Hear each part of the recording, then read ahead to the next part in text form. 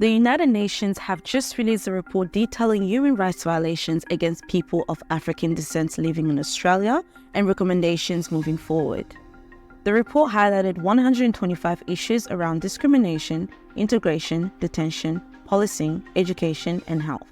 In response, the African Australian Advocacy Centre and Western Sydney University's Social Justice Network held the event Recommendations to Action to discuss plans for local level action and government lobbying. As we stand in this room, it is time to ask the vital question: where to from here? This question marks a transition point, a moment of reflection, and a call to action. What we know is that we need to capitalise on the weight of the Working Party's first ever visit to Australia in challenging those in positions of power to prioritise the group's findings and recommendations. There's work to be done in health, education, employment, integration, discrimination, detention, and policing of African Australians. Racism disempowers people, racism excludes people, racism isolates, racism silence, racism take away your dignity. One thing racism does is also mystifying structures. All the bureaucracy that we sort of need to engage with is so mystified so that we don't understand how it works. And so we don't complain. And so we don't see the racism. So in Australia, racism, for me, is embedded in all the structures.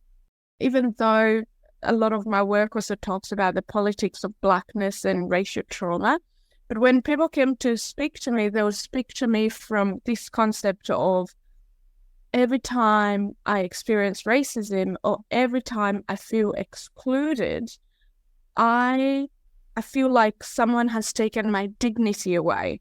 And this is what people are telling me dignity is. It is to be seen as a complete and full human being. They are not saying, I even want people to do these extra things to me. No, just seen, just recognized, just to be made to feel like you're a complete human being, existing and supporting and contributing as an included citizen in Australia.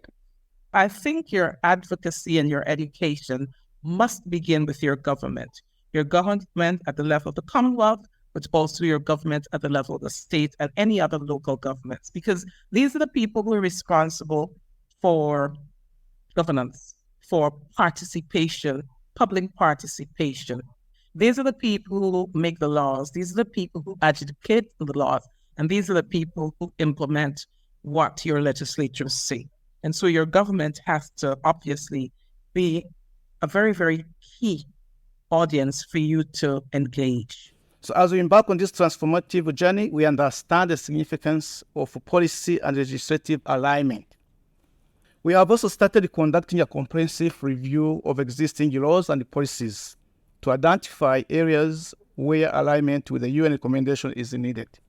We will further our collaboration with the legal experts, lawmakers, and human rights advocates to draft advocate to amend legislation to promote equality and combat racism.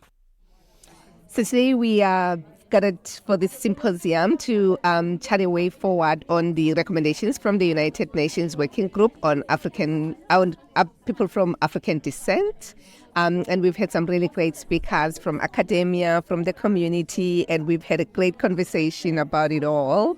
And it's very interesting themes which are really framed around empowerment and making sure that we are not using deficit models, but actually using, what was the word they used for it, Leanne? A strength-based approach. Yes.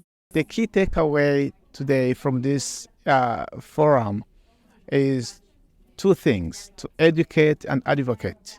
So to educate the public, so that they understand that the African Australian community is an asset, is not a burden. Then to advocate for the issues that people from African background face. Also advocate for the success that people from African background bring or build or have here. So today, it's a very good platform to bring people from different sectors: academic, community, human rights, and legal sector to discuss how we can implement the UN recommendations, put them into action by involving every people from every sector.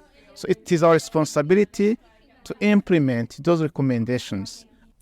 As African Australians, this report comes as an opportunity to create real change in Australia for our communities.